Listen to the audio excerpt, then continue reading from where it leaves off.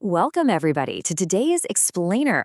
I am absolutely thrilled you're here with us. We're going to set a really warm, grounded tone today as we dive into our material. We're focusing on this deeply transformative concept from the Neuro-Alignment Method called Doorway 1, learning to observe.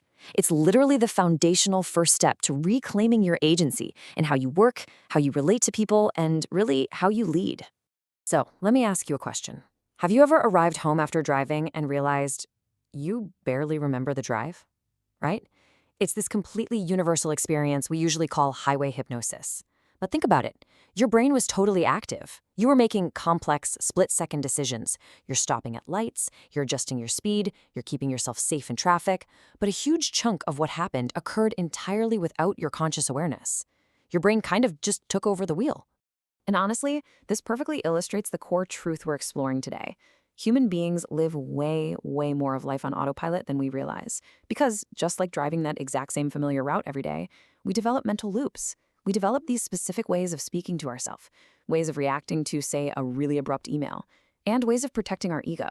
And we rehearse these patterns day after day, year after year, until eventually, they don't even feel like choices anymore. They just feel like, well, who we are.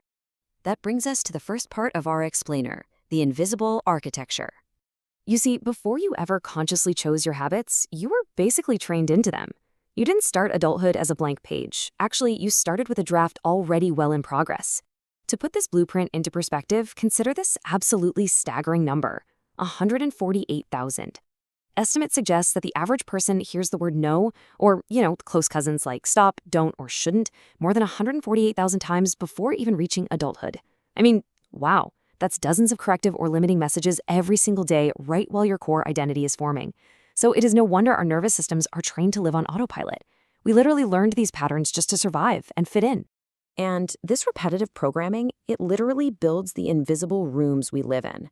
As a result, we develop this deep fear of rejection, right? So we end up shrinking back in important meetings.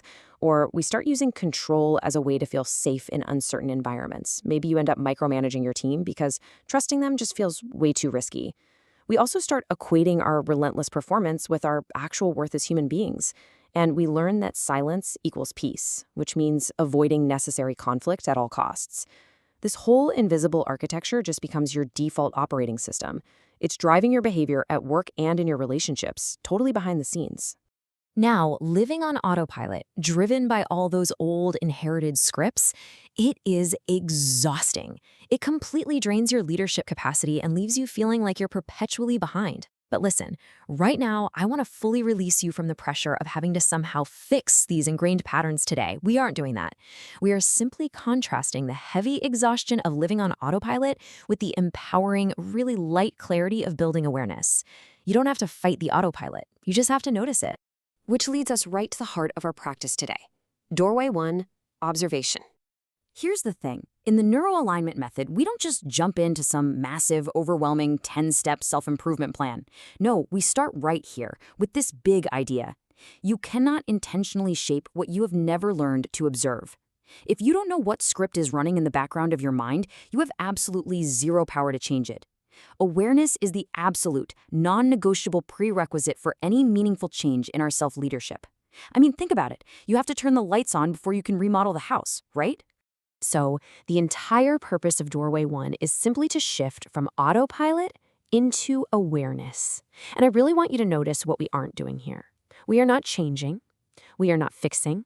We are simply noticing. There is absolutely no judgment or criticism allowed in this space. Like I said, I want to completely relieve you of the burden of performance today. This process, it's just about gentle, honest observation. Okay, so what exactly are we observing? Well, we're keeping an eye out for the autopilot villain.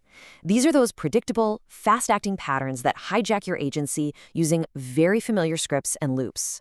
It's that automatic storyline that just jumps right into the driver's seat when you get, say, a vague email from your boss, or when you are just utterly exhausted at the end of the day.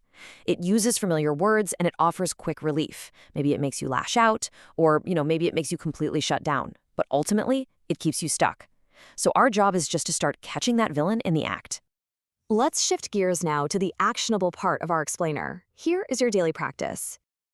I am giving you a singular, incredibly low-friction assignment for today. Step 1. Notice one repeated thought today. Step 2, do absolutely nothing else, literally nothing more. Just catch one single sentence you repeat to yourself. Maybe it's, ugh, I'm so behind, or I really have to prove myself in this meeting. Whatever it is, just notice it. Write it down if that helps you kind of externalize it. But remember, and this is absolutely crucial, you must do this with zero pressure to change the thought. We are tracking to learn, not judging to shame.